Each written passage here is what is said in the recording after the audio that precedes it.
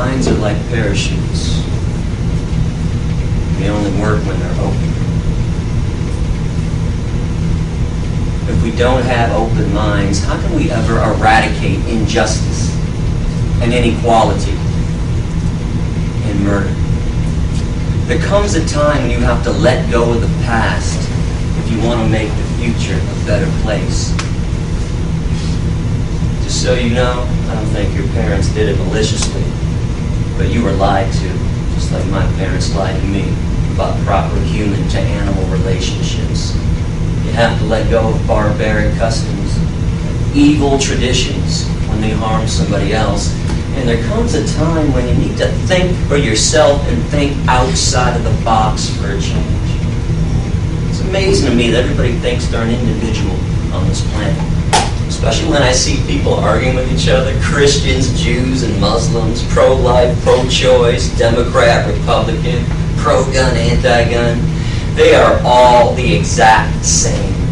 Because if you eat meat, cheese, milk, and eggs at the end of the day, you couldn't be more squarely inside the box. If I stood up amongst all those groups and said, hey, liberate the chickens, you'd see Christians, Muslims, and Jews holding hands, Democrats and Republicans getting together. This is the issue where you need to think outside the box for a change.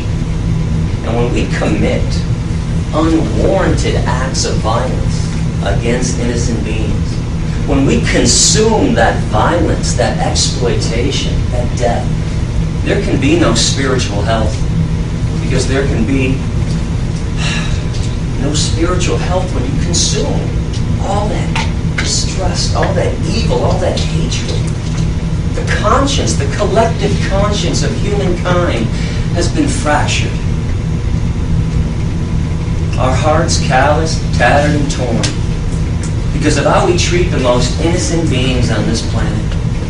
What kind of person, what kind of society takes advantage of somebody who's weaker than they are? I know how you guys feel about child rapists. I feel the same way. Scum of the earth.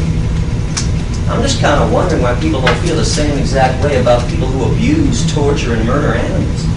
Because when it comes to protection, the need for protection, when it comes to innocence, who needs it more than animals and children? Sadly, we do a horrible job of protecting both.